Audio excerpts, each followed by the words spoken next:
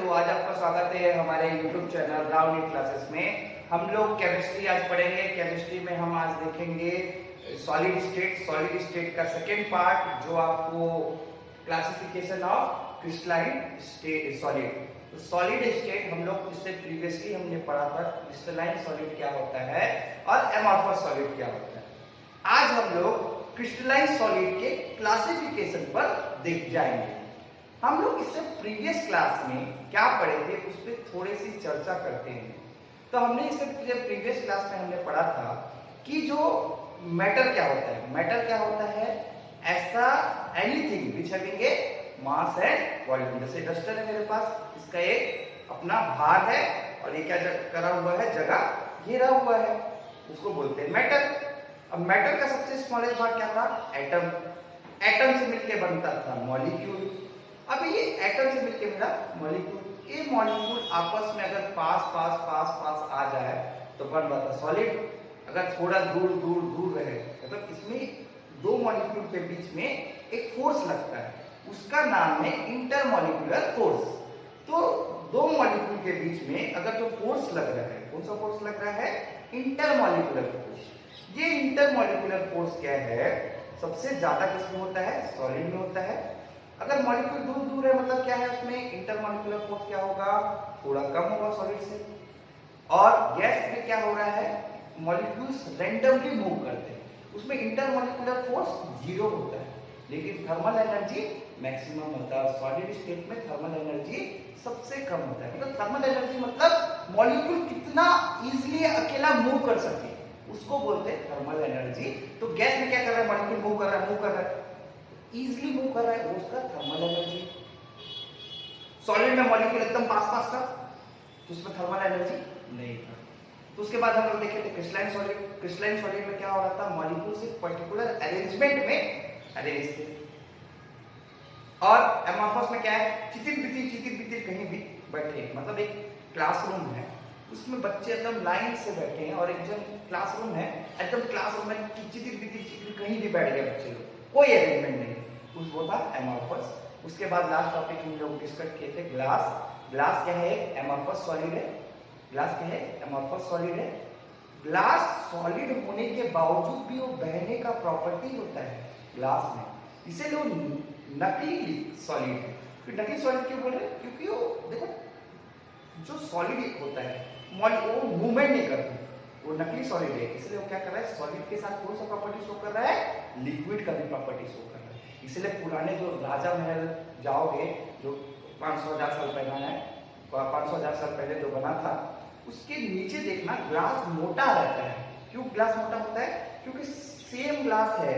Glass का ability क्या पढ़े कि ग्लास मूव करता है, बहुत धीरे धीरे धीरे धीरे धीरे मूव होकर कहाँ आएगा? नीचे आएगा। इसलिए नीचे क्या हो जाएगा? मोटा हो जाएगा, ऊपर क्या हो जाएगा? पतला हो जाएगा। यहाँ तक हम लोग प्रीवियस क्लास में पढ़े थे। उसके बाद आज हम लोग चालू करेंगे क्लासिफिकेशन ऑफ क्रिस्टलाइन सॉलिड। हम लोग क्लासिफिकेशन देखेंगे, क्लासिफिकेशन ऑफ क्रिस्टलाइन सॉलिड। अब एक क्रिस्टलाइन सॉलिड पढ़ने से पहले हमको ये जानना पड़ेगा कि मॉलिक्यूल्स के बीच में कौन कौन से फोर्स लगते हैं, कौन कौन से मॉलिक्यूल के बीच में फोर्स लगते हैं, ये कौन कौन से फोर्सेस को देखते हैं। सबसे पहले हम लोग देखेंगे वैन डर वाल फोर्सेस। ये मॉलिक्यूल्स के बीच में लगता है, सबसे वीकेस्ट फोर्स है वैन डर वाल फोर्सेस। उसके बाद आयनिक फोर्सेस। ये आयनिक फोर्सेस क्या होता है? आयंस के बीच में लगेगा। आयंस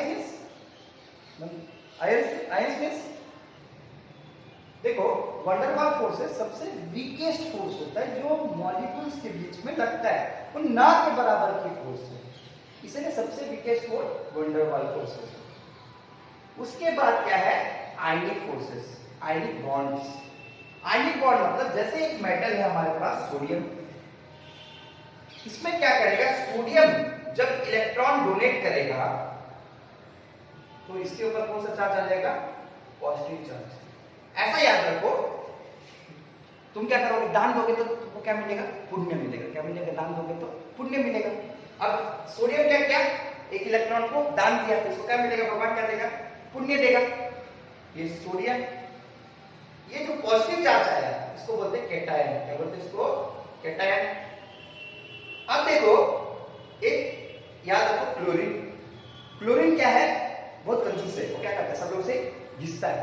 जो दूसरे से पैसा खींचेगा क्या देगा उसको भगवान? पाप देगा। क्या किया? इलेक्ट्रॉन को ले लिया, इसके ऊपर क्या कौन सा चार्ज आ जाएगा? Negative charge. जो पॉजिटिव चार्ज आता है उसको बोलते हैं कैटायन, जो नेगेटिव चार्ज आता है उसको बोलते हैं एनायन। ये कैटायन और एनायन के बीच में जो फोर्स लगता है, उन दोनों के आयंस, ये दोनों क्या बने? आयंस बने। मेटल से क्या बने?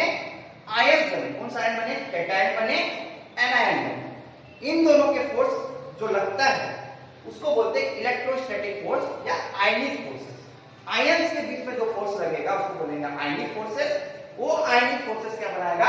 आयनिक बॉन्ड बनाएगा। ठीक है। उसके बाद हम लोग चलेंगे कोवेलेंट बॉन्ड। कोवेलेंट बॉन्ड को कैसे समझना है? हमने अभी तक क्या पढ़ा? वन डार वाल फोर्स, बहुत वीकेस्ट फोर्स है। उसके बाद देखा हमने आयनिक फोर्सेस, आयनिक बॉन्ड कैसे बनते हैं। जब कोई दान देगा, कोई किसी का खींचेगा तो पाप मिलेगा, पुण्य मिलेगा। पाप मतलब क्या हो जाएगा? पाप मतलब नेगेटिव चार्ज, एनायन। पुण्य मतलब पॉजिटिव चार्ज, पॉजिटिव चार्ज मतलब कैटायन। अभी पॉजिटिव नेगेटिव क्या है? दोनों अपोजिट चार्जेस है। इन दोनों के बीच में क्या लगेगा? फोर्सेस लगेगा। जैसे मैग्नेट का नॉर्थ पोल लेते हो, साउथ पोल लेते हो, अट्रैक्ट करता है, उसी तरह से पॉजिटिव चार्ज और नेगेटिव चार्ज के बीच में फोर्सेस लगेंगे। अब ये फोर्सेस लगने की वजह से जो बॉन्ड बनेगा वो बनेगा आयनिक बॉन्ड। उसके बाद देखो हम देखते हैं कोवेलेंट बॉन्ड क्या होता है।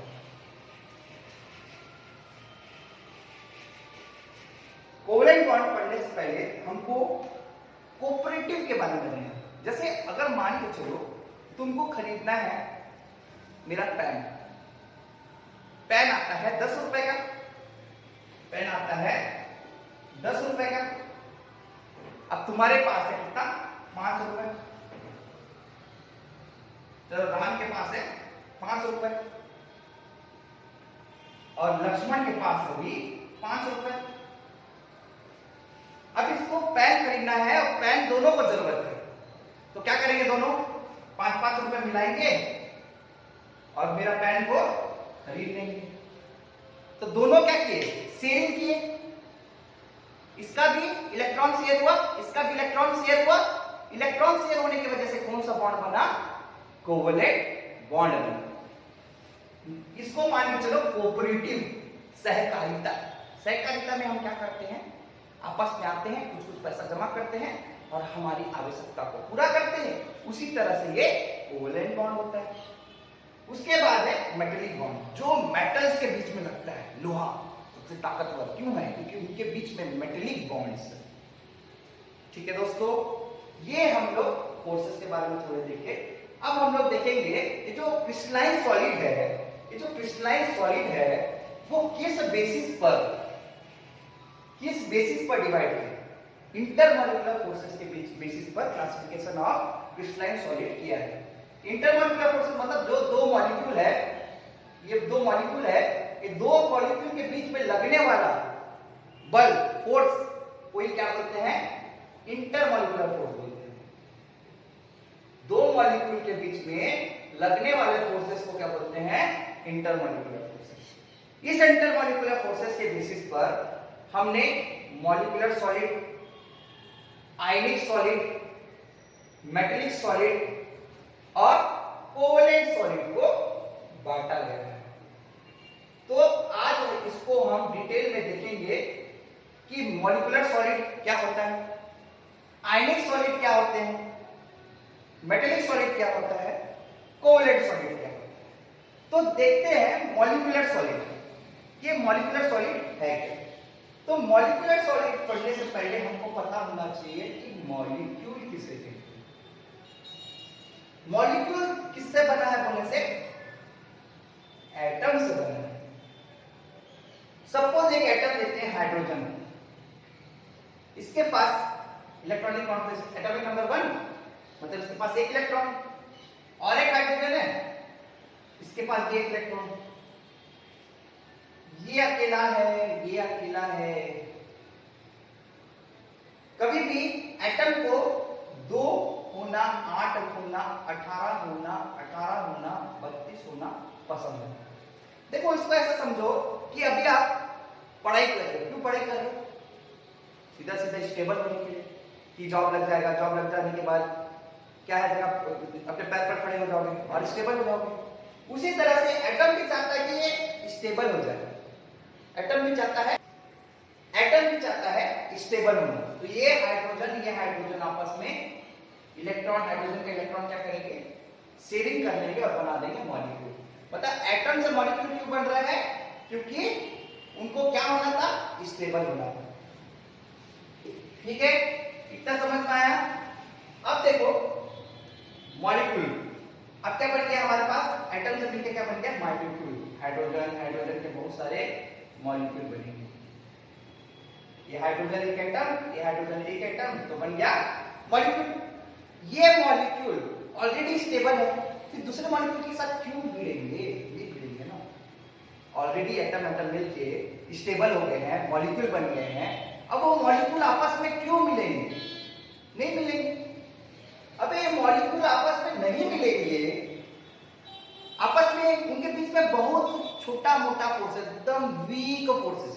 जैसे मैं इन दोनों को एकदम पास लाके थोड़ा देर रखता हूं, तो ऐसा निकालता हूं तो थोड़ा एकदम ऐसा लगता है कि दोनों चिपक गया।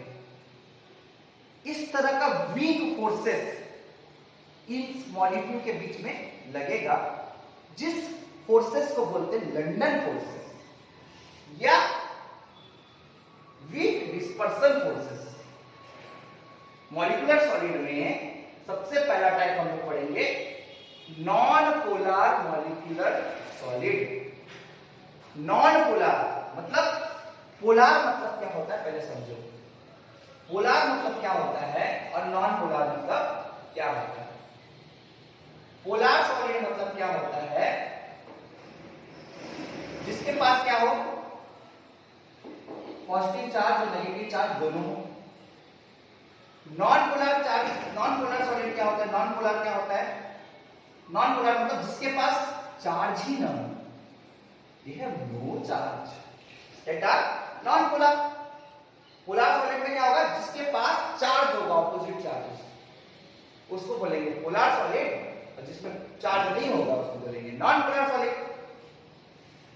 अब नॉन पोलर सॉलिड मतलब जिसके पास चार्ज नहीं है, जैसे नॉन पोलर सॉलिड का भी हम लोग देखिए, हाइड्रोजन आया, दूसरा हाइड्रोजन आया, आपस में इलेक्ट्रॉन का शेयरिंग कर लिए, बन गया H2।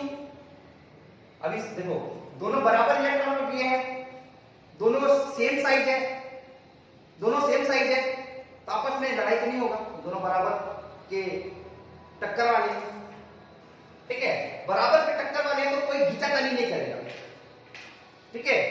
दोनों ऐसा मान के चलो कि एक रिंग में हम लोग दो लोगों को उतारे हैं 60-60 किलो वाले, तो दोनों का कैपेसिटी भी क्या होगा, सेम होगा, तो उतना बेस्ट वो नहीं आएगा। मतलब दोनों का क्या हो रहा है, दोनों के बराबरी वाले हैं, तो दोनों के बराबरी वाले हैं और स्टेबल हो गए।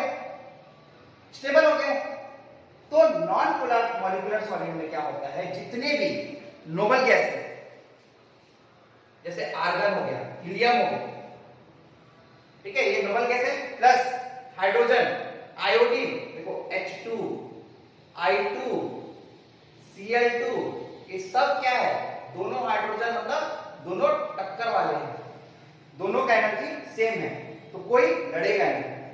इन दोनों के में चार्जेस का फॉर्मेशन नहीं होगा। चार्जेस का फॉर्मेशन नहीं होने की वजह से इसको बोलते हैं नॉन पोलर मॉलिक्यूलर सॉलिड। अब ये हाइड्रोजन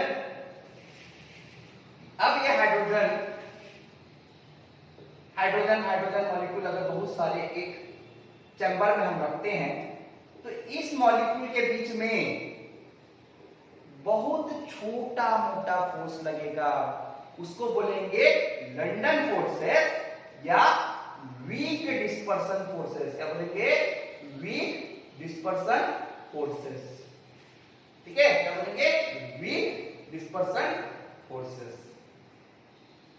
अब बात करते हैं पोलर मॉलिक्यूल का।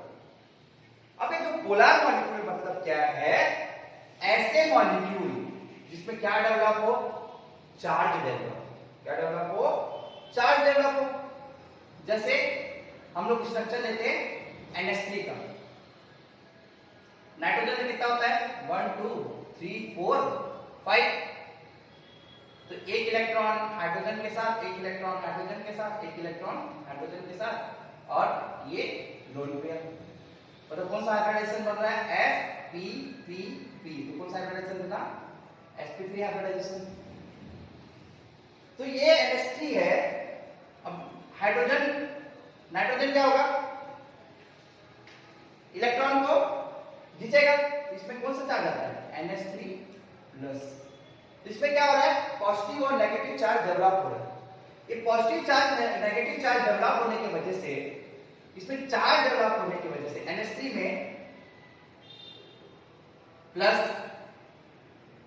SO4 2-, इसमें क्या डेवलप हो रहा है? चार्ज डेवलप हो रहा है। ये चार्ज डेवलप होने की वजह से, ये चार्ज जो डेवलप हुआ है उसको क्या बोलेंगे? पोलर। क्या बोलेंगे? पोलर। जिसमें चार्ज डेवलप होगा उसको क्या बोलेंगे? पोलर। Polar molecule.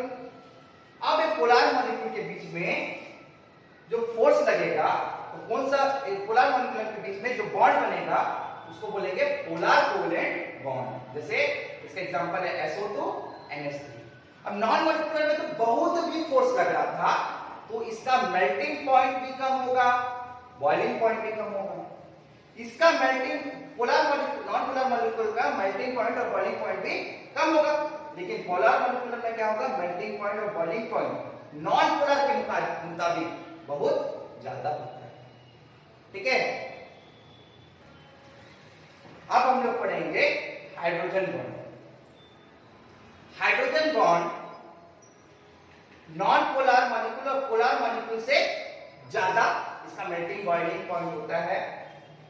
लेकिन ये हाइड्रोजन बॉन्ड क्या होता है? वोलेटाइल नेचर का, उड़ जाता है मॉलिक्यूल। जितने भी इलेक्ट्रोनेगेटिव, इलेक्ट्रोनेगेटिव मतलब जिसके पास इलेक्ट्रॉन खींचने का कैपेसिटी ज्यादा हो।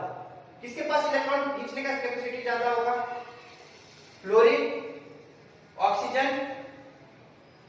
ये फ्लोरीन और ऑक्सीजन जो है इसका साइज बहुत छोटा होता है।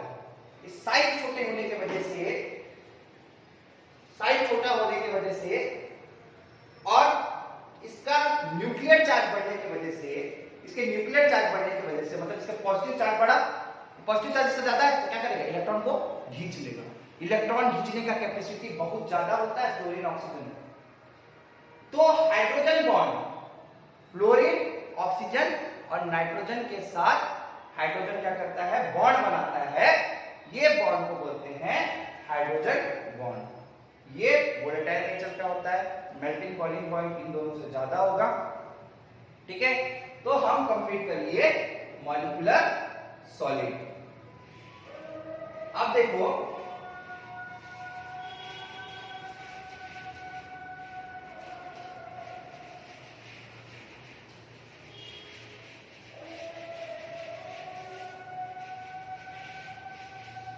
देखो अब हम लोग डिस्कस करेंगे आयनिक सॉलिड। आयनिक सॉलिड मतलब जिसमें आयंस बनेगा। जिसमें क्या बनेगा? आयंस बनेगा। अब आयंस कैसे बनता है? आयन दो टाइप के होते हैं, एक कैटायन और एक एनायन। कैटायन में क्या होगा? दान देगा। सोडियम क्या करेगा? दान देगा।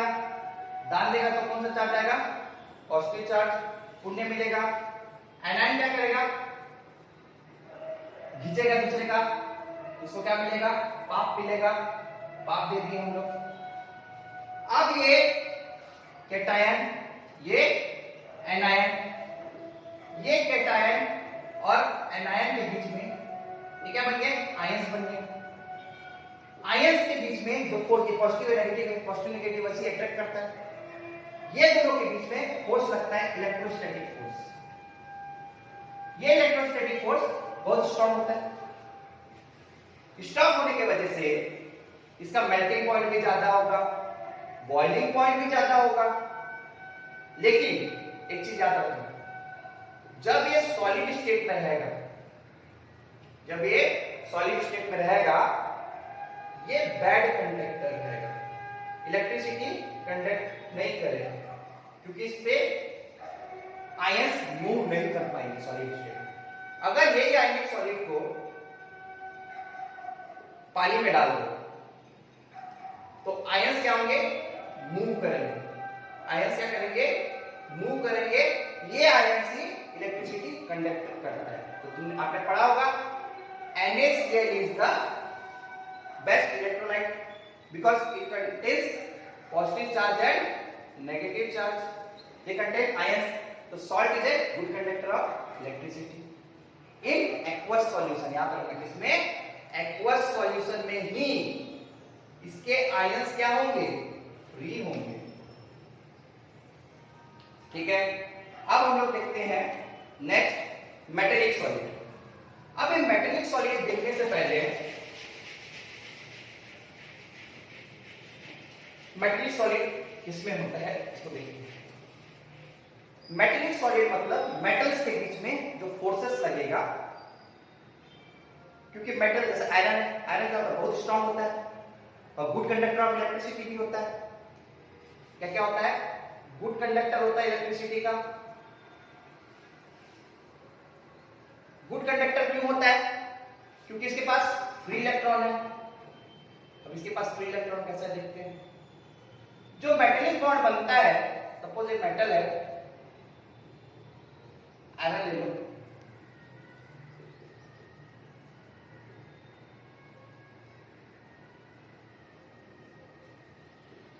इसमें कुछ पूरा पॉजिटिव चार्ज भरे रहते हैं, पॉजिटिव चार्ज रहते हैं, उसमें बहुत सारे इलेक्ट्रॉन पाए जाते हैं, बहुत सारे, इसलिए बोलते हैं पॉजिटिव चार्ज में इलेक्ट्रॉन की मात्रा बहुत ज्यादा होती है। मतलब समुद्र है, इस समुद्र में है दो तीन, इसमें क्या है, बोट है, ये बोट मान के चलो पॉजिटिव चार्ज है, बाकी समुद्र क्या है, इलेक्ट्रॉन। तो पॉजिटिव चार्ज में सी ऑफ फ्री इलेक्ट्रॉन, इसमें इलेक्ट्रॉन, फ्री इलेक्ट्रॉन की मात्रा बहुत ज्यादा होती है। जिस तरह से समुद्र होता है, समुद्र में कुछ जहाज होते हैं, वो जहाज को मान लो आप पॉजिटिव चार्ज, और ये जो समुद्र है वो क्या है, पूरे फ्री इलेक्ट्रॉन। अब इसके पास इतना फ्री इलेक्ट्रॉन है तो क्या करेगा, मूव करेगा। फ्री इलेक्ट्रॉन क्या करता है, मूव करता है, और फ्री इलेक्ट्रॉन मूव करेगा तो क्या करेगा, इलेक्ट्रिसिटी कंडक्ट करेगा। इसका इलेक्ट्रिक कंडक्टिविटी भी ज्यादा होता है, थर्मल कंडक्टिविटी भी ज्यादा होता है।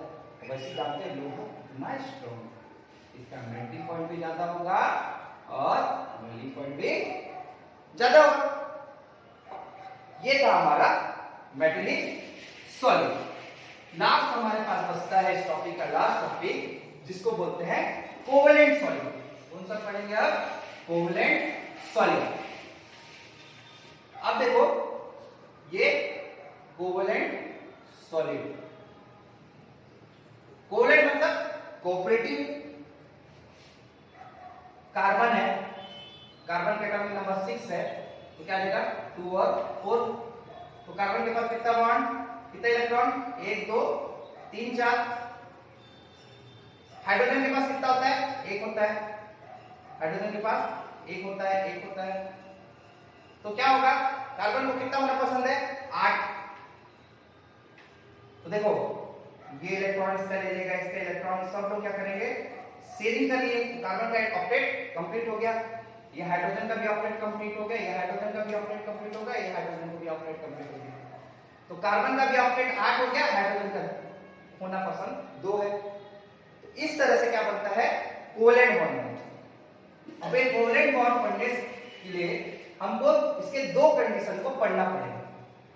सबसे पहले डायमंड, डायमंड देखो, डायमंड में भी कोवेलेंट बॉन्ड पाया जाता है, लेकिन डायमंड सबसे हार्ड होता है कांच को काटने के लिए। जैसे माइनिंग करते हैं हम लोग, माइनिंग करते हैं, खुदाई करते हैं, माइनिंग करने के लिए भी जो सामने जो नुकीला पदार्थ लगे रहता है ना, वो डायमंड लगे रहता है।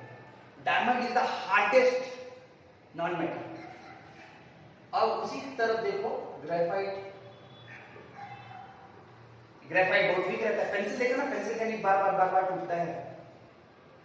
देखो कोवेलेंट सॉलिड में हम लोग कोवेलेंट सॉलिड पढ़ रहे हैं, कोवेलेंट बॉन्ड, कोवेलेंट सॉलिड में कोवेलेंट बॉन्ड बनेगा। कोवेलेंट मतलब शेयरिंग, इलेक्ट्रॉन का शेयरिंग करके बॉन्ड बनाते हैं लोग, जिसको कोवेलेंट सॉलिड बोलते हैं। अब एक कोवेलेंट सॉलिड जो है आपस में इलेक्ट्रॉन शेयर किए हैं, जैसे कार्बन, कार्बन का एग्जांपल देता हूं। कार्बन के 2 इलेक्ट्रॉन है, इलेक्ट्रॉन मतलब इलेक्ट्रॉन, कार्बन के 2 इलेक्ट्रॉन है, एक डायमंड है, ग्रेफाइट है। एक को देखो डायमंड बहुत हार्ड होता है, स्ट्रॉन्गेस्ट हार्डेस्ट नॉन मेटल, और ग्रेफाइट देखो पेंसिल का बार बार बार बार टूट जाता है। ये वीक है, ये बहुत स्ट्रॉन्ग है। क्या रीजन है आज हम लोग पढ़ेंगे। ग्रेफाइट इलेक्ट्रिसिटी कंडक्ट करता है, करंट पास करता है, लेकिन डायमंड इलेक्ट्रिसिटी कंडक्ट नहीं करता, कंडक्ट नहीं करता। क्या रीजन। अब देखो सबसे पहले हम लोग चलते हैं डायमंड। डायमंड में क्या है, एक कार्बन, कार्बन का एटॉमिक नंबर 6, कितना हुआ 2 और 4, कार्बन का एटॉमिक नंबर 6 2 और 4, एटॉम में कितना है 4 है, तो कार्बन के पास कितना है 4 है।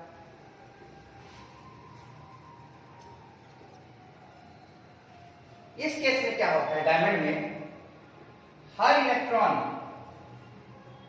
सिंगल बॉन्ड बनाएगा नेक्स्ट कार्बन के साथ, नेक्स्ट कार्बन के साथ। अगर इसका हाइब्रिडाइजेशन देखें तो हाइब्रिडाइजेशन कैसे मिलेगा, S1 P3 D5। अब इसका फॉर्मूला याद रखना, S को 1 लेना है, P को 3 लेना है, D को 5 लेना है। कैसे, S कितना 1, P को कितना बार लेना है 3 बार, P1 P2 P3। तो इसमें जो हाइब्रिडाइजेशन बन रहा है वो sp3 हाइब्रिडाइजेशन बन रहा है। sp3 हाइब्रिडाइजेशन का स्ट्रक्चर होता है टेट्राहेड्रल। कौन सा स्ट्रक्चर होता है, टेट्राहेड्रल स्ट्रक्चर होता है। मतलब एक कार्बन 4 कार्बन के साथ,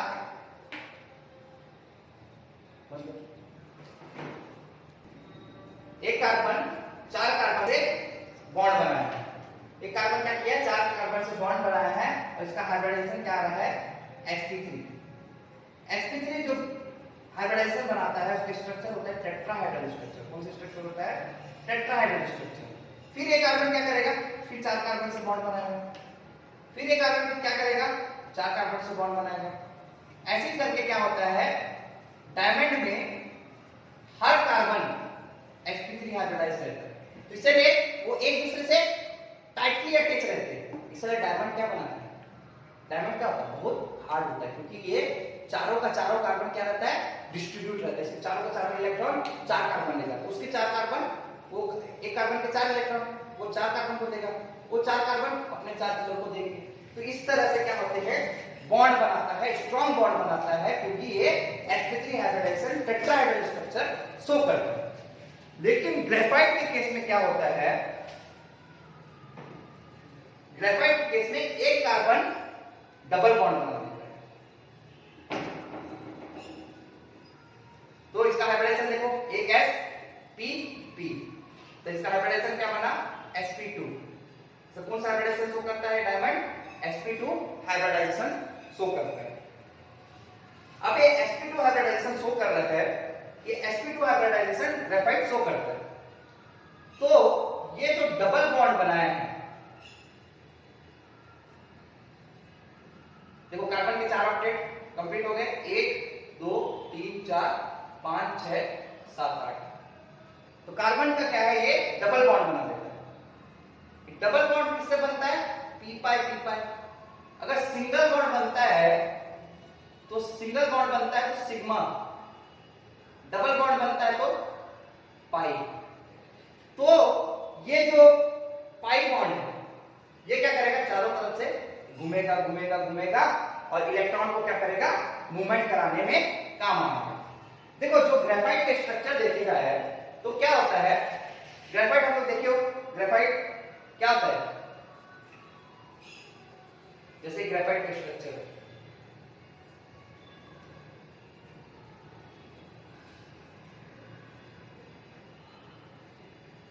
तो ग्रेफाइट में क्या होता है, ग्रेफाइट लेयर लेयर में जमे रहते हैं। जैसे हम लोग पेंसिल लिखते हैं, छट करके टूटता है, फिर लिखते हैं फिर टूटता है। क्यों टूटता है, क्योंकि ग्रेफाइट में कौन सा बॉन्ड रहता है, sp2 हाइब्रिडाइजेशन शो करता है। इसमें कौन सा बॉन्ड होता है, एक p पाई बॉन्ड की वजह से ये पी पाई बॉन्ड की वजह से, मतलब डबल बॉन्ड की वजह से ये क्या करेगा, चारों तरफ घूमेगा। ये चारों तरफ घूम के क्या करेगा, फ्री इलेक्ट्रॉन को ट्रांसपोर्ट करेगा। इसीलिए graphite is a good conductor of electricity.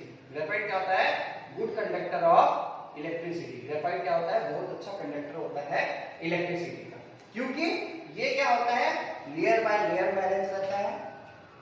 Double bond होता है, डबल बॉन्ड किससे बनता है, पी पाई बॉन्ड से बनता है। ये बॉन्ड क्या करेगा, रिवॉल्व करेगा और इलेक्ट्रॉन को क्या करेगा, इलेक्ट्रॉन को रिवॉल्व करा के इलेक्ट्रॉन को ट्रांसपोर्ट करेगा दूसरे जगह। इसके वजह से ग्रेफाइट क्या होता है, good conductor of heat and electricity.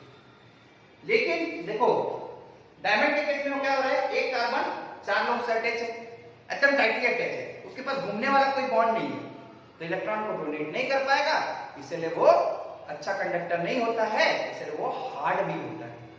ठीक है, किसी किसी की अच्छाई भी होती है, किसी किसी की बुराई भी होती है। तो दोस्तों आज हमने क्लासिफिकेशन ऑफ क्रिस्टलाइन सॉलिड को विस्तार से समझा है। आगे हमारे वीडियो को देखते रहिए, हमारे वीडियो को लाइक और सब्सक्राइब करें। जय हिंद, जय भारत, जय छत्तीसगढ़।